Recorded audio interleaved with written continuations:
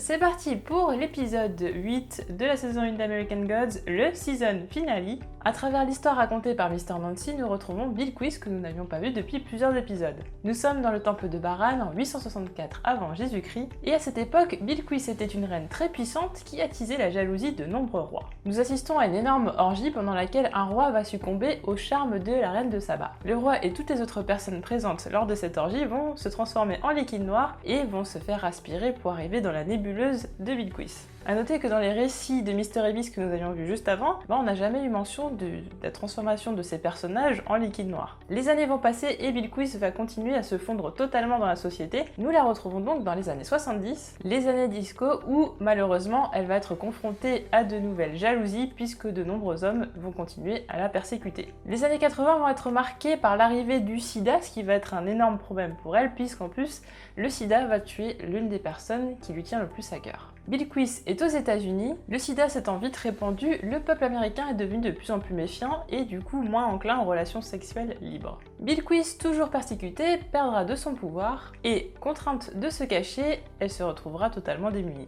Alors qu'elle ne pourrait être difficilement plus démoralisée que cela, Bilquis assiste via la télévision à la destruction de ses temples par le groupe terroriste Daesh. A noter que c'est un événement qui n'arrive pas dans la réalité, même si effectivement un des temples a été détruit au Yémen par un autre groupe terroriste. Technical Boy arrive donc au moment où Bilquis est la plus en détresse pour lui proposer un pacte. On se rend compte quand même que les nouveaux dieux proposent toujours des pactes au moment où les anciens dieux sont en mesure de ne pas pouvoir les refuser. Technical Boy propose à Bilquis de créer une application en son nom, nommée Shiba, puisque en anglais on dit Queen of Shiba. L'application serait donc la façon 2.0 de continuer à vénérer Bilquis. En acceptant ce pacte, cela fait de Bilquis un personnage qui est quand même très ambigu puisqu'on ne sait pas si elle est du côté des nouveaux dieux ou des anciens dieux. Elle a quand même une dette envers Technical Boy, mais c'est vrai qu'on a l'impression quand même qu'elle ne l'apprécie pas beaucoup et qu'elle fait tout cela contre son gré. Nous savons donc qu'elle va aller à la maison sur le rocher. Alors serait-elle l'espionne de Technical Boy? Va-t-elle finalement se retourner contre lui et donc trouver de nouveaux alliés? Tout est possible. Shadow et Mr. Wednesday arrivent tous deux à la fête de Pâques pour y retrouver Ostara.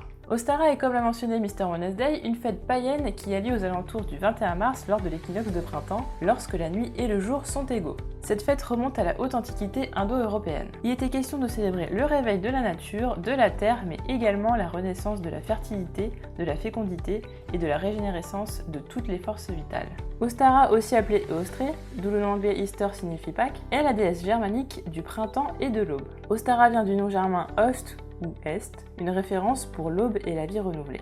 Les rituels d'Ostara célèbrent la vie renouvelée sous plusieurs formes. On peint des œufs, symbole de renaissance, avec des couleurs vives et on les utilise dans des rites sacrés avant de les manger. L'œuf était le symbole de la renaissance, le retour, la résurrection, d'où la récupération lorsqu'arriva le christianisme de la fête pour la fête de Pâques chrétienne, la mort et résurrection de Jésus. Ostara ne semble pas ravie du tout de revoir Mr. Wednesday alors que elle et Shadow s'entendent parfaitement bien. En effet, Ostara semble se complaire dans sa situation puisque pour l'instant, elle a toujours une fête à son nom. Mr. Wednesday, quant à lui, montre une nouvelle facette de son côté manipulateur, quitte à ruiner totalement la fête d'Ostara.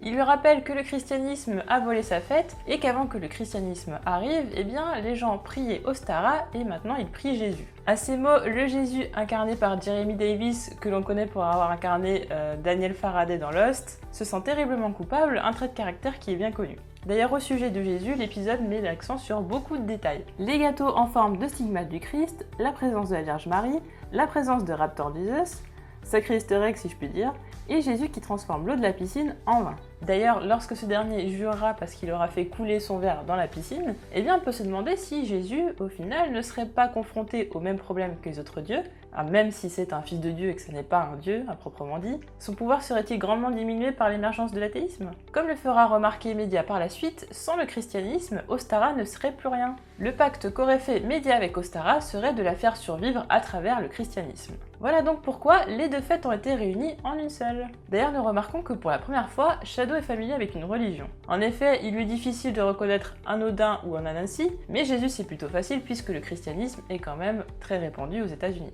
Mr. Wednesday va mentir sur la mort de Vulcan, ce que Shadow ne va absolument pas apprécier. En faisant passer les nouveaux dieux pour les responsables du déicide, cela va pousser Ostara un petit peu plus à la motiver pour rejoindre la guerre. Laura et Matsui, eux aussi, arrivent à la fête. Nous apprenons qu'en effet, Ostara a bien le pouvoir de résurrection, mais pas lorsque la mort a été causée par un dieu.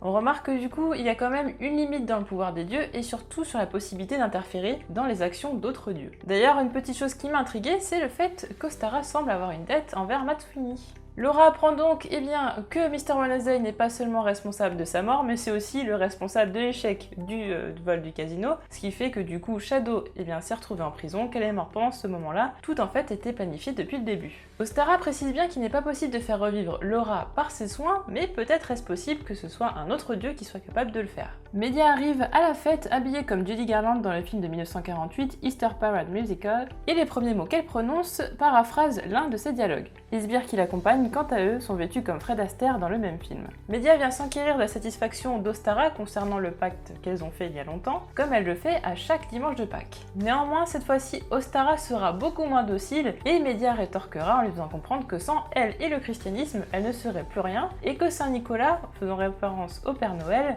lui a également accepté ce pacte. Media a remarqué la présence d'Odin, d'ailleurs merci Udin et Munin, et d'ailleurs ce dernier va prendre la défense d'Ostara. Technical Boy et Media se sont mis à dos Ostara, et donc c'est le bon moment pour Odin pour contre-attaquer, lui qui sent bien que les nouveaux dieux le craignent. Odin fait donc un sacrifice à Ostara en sacrifiant les sbires qui accompagnaient Technical Boy et Media. Odin qui a certainement récupéré du pouvoir en sacrifiant Vulcan, mais aussi en sacrifiant Laura, puisque Matsui le dit lui-même, Laura n'a pas été tuée mais a été sacrifiée. Cela donne à Ostara le pouvoir de récupérer ce qu'elle a donné, c'est-à-dire la fertilité à la terre. Pour Odin, il a toujours s'agi entre les hommes et les dieux d'une relation donnante-donnante. Les hommes prient, alors les dieux accordent leur faveur. Ainsi, tant que les hommes ne prieront pas Ostara, cette dernière ne redonnera pas la fertilité à la terre, et donc les hommes seront affamés tout comme ces moutons. Odin aura quand même réussi un de ses objectifs puisque maintenant Shadow croit et il croit en tout. La question est de se poser maintenant qu'il croit en tout, comment les choses vont évoluer. Le season finale se termine sur Laura qui déclare à Mr. Wednesday qu'elle veut absolument parler à son mari. La question étant, est-ce que Laura va révéler à Shadow ce qui s'est vraiment passé, ce que Mr. Wednesday a fait, alors qu'il est vrai que c'est une révélation qui arrive bien plus tard dans le livre. On peut se demander aussi si Matsui a révélé le point faible d'Odin, puisqu'elle lui a demandé qu'est-ce qu'il a à perdre. Si jamais ce dernier va lui dire, en plus il craint Odin parce qu'il n'a pas suivi ses ordres, on peut s'attendre à beaucoup de choses intéressantes pour la saison 2. A l'origine, il devait y avoir 9 épisodes, le 9e épisode devant mener à la maison sur le rocher. C'est là où en fait Odin montre sa vraie nature à Shadow, c'est vraiment le moment de la révélation. Malheureusement, des coupes budgétaires ont dû être faites pour cette saison, mais ne vous inquiétez pas, la saison prochaine il y aura bien 10 épisodes, et en plus le rythme devrait être un petit peu plus haletant et un petit peu plus focus sur Shadow. En tout cas, moi, ce que j'ai adoré le plus dans cet épisode, c'est vraiment le moment où Odin révèle sa vraie nature à Shadow. Vraiment, c'est un moment de tension et c'est vrai que ça me faisait frissonner. C'était juste extraordinaire au niveau de l'ambiance sonore, au niveau de l'ambiance visuelle, au niveau... vraiment, là, le fait que Shadow soit totalement perdu dans ce qui se passe. Juste après, en plus, on a Ostara qui fait son numéro de transformation, qui vraiment enlève toute la fertilité à la terre, même les petites pousses qui reviennent dans la terre et tout. J'ai trouvé ça, c'était vraiment super bien fait. Et en fait, c'est un petit côté, elle a un côté, un petit peu angélique. Et en fait, elle enlève quand même toute la fertilité à la terre, donc c'est c'est vraiment assez paradoxal. Toute l'ambiance sonore était vraiment superbe dans cet épisode, mais même tout au long de la saison, même si l'épisode 6, il me semble, il y avait un problème de mixage audio, on entendait plus la musique que la voix, c'était un petit peu problématique. Mais là, en l'occurrence, on a vraiment la musique, on a vraiment une grosse tension au niveau d'Odin. Juste après, on a une musique un peu plus légère pour Ostara. On revient ensuite à quelque chose d'un petit peu plus sombre. Et lorsque Laura arrive, on revient sur quelque chose d'assez joyeux, etc. Donc pour donner un côté un petit peu drôle, je pense aussi à la chose, avec Laura qui est complètement déconfite parce que c'est un cadavre, et Shadow qui la regarde toujours avec des yeux d'amoureux. Ça fait vraiment très très bizarre. Et oui, du coup c'est un gros paradoxe. Il se passe des choses graves, il se passe des choses drôles, il se passe des choses légères, des choses un petit peu plus sérieuses, et c'est ça qui est génial dans American Gods. J'ai beaucoup aimé les nombreux détails liés au Jésus, donc déjà on voit les nombreux Jésus qui existent, et c'est vrai que on suit les représentations de différentes religions, ils se ressemblent pas, différentes religions, différents endroits du monde aussi, c'est pas forcément la même représentation. Et y avait plein de détails, donc comme je disais, les gâteaux avec les stigmates, on a même le dieu, on a le Jésus avec les stigmates et on a les bonbons qui passent à travers, enfin ça mélange vraiment Pâques et tout ce qui est chrétienté, tout ce qui est christianisme, et ouais, le moment par exemple avec Jésus qui est sur la piscine, des trucs complètement barrés, le fait qu'il transforme l'eau de la piscine en vin, c'est tellement farfelu, et c'est ça qui fait que l'univers de Neil Gaiman est superbe. C'est juste qu'il y a beaucoup de dérision là-dedans, c'est-à-dire qu'il y a des choses qu'il faut pas du tout prendre au sérieux, et là c'est vraiment mis en avant, vraiment ils ont fait un travail qui est extraordinaire. Et puis la performance de Gillian Anderson, encore une fois, donc là en Judy Garland, juste extraordinaire. Et en fait ce qui est énorme aussi dans American Gods, c'est le travail des postures, c'est-à-dire que là par exemple on a la posture de Technical Boy et de Media, où vraiment ils sont mis sur le côté, et en fait ça fait vraiment, pour moi ça me faisait penser à un wallpaper, vraiment ça faisait penser à un poster. C'était vraiment des postures assez mythiques de confrontation entre les deux groupes. On a vraiment physiquement, vous voyez la confrontation entre les nouveaux dieux et les anciens dieux, avec une petite apparition de Mr. World parce qu'il fallait bien qu'il soit là. Et les sbires, la danse des sbires, j'allais justement y venir, qui est juste géniale, qui donne un petit côté stylé, un petit côté pop, un petit côté comédie musicale à l'épisode. Je trouvais qu'en fait c'était comme une comédie musicale mais sans chanson, totalement. Et ouais, non, c'était vraiment un très bon épisode. Maintenant, je vais pas vous le cacher, je suis quand même très déçue qu'on n'arrive pas à la maison sous le rocher. C'est quelque chose que je m'attendais depuis le premier épisode. Je pensais qu'on allait arriver là. Du coup, oui, ils ont arrêté l'épisode sur la révélation d'Odin, mais bon, Odin, on le sait depuis le début, je pense que peut-être ils auraient dû cacher un peu plus ce truc. La révélation que c'est Mr. Wednesday qui a fait tuer Laura, ça arrive beaucoup trop tôt, du coup je suis en train de me dire, comment ça va se passer par la suite, comment on va amener la suite des histoires, sachant qu'il y a des histoires dans le livre qui sont pas trop intéressantes, donc je pense pas qu'on va les mettre, donc je pense que ça va peut-être être totalement des choses inédites, ce qui peut être bien. Tout dépend aussi de combien de saisons va durer la série, parce qu'il y a quand même un American Gods 2 qui est en train d'écrire Neil Gaiman, donc ça veut dire qu'il y a possiblement des choses peut-être à faire par la suite, je ne sais pas. Mais en tout cas, je m'inquiète par rapport à ce qui peut se passer par la suite. En tout cas, le début de saison sera super, si c'est la maison sur le rocher, ce sera top. Et en plus, on est dans une saison où on a donné beaucoup de crédit à des personnages qui en ont très peu dans le livre, donc comme je disais, Laura, Masweeney, on en donne un petit peu plus aussi à Salim, ce que je trouve intéressant. Et le fait qu'on revienne un petit peu à Shadow aussi pour la saison prochaine, ça peut être que bien. Donc j'espère vraiment un peu plus d'interaction entre tous ces personnages-là. Et pour moi, c'était une saison peut-être un peu lente, c'est vrai. C'était très lent pour certains trucs, c'est-à-dire les backstories, mais ce sont pas des... Oui, ce sont des backstories, hein, les Coming to America.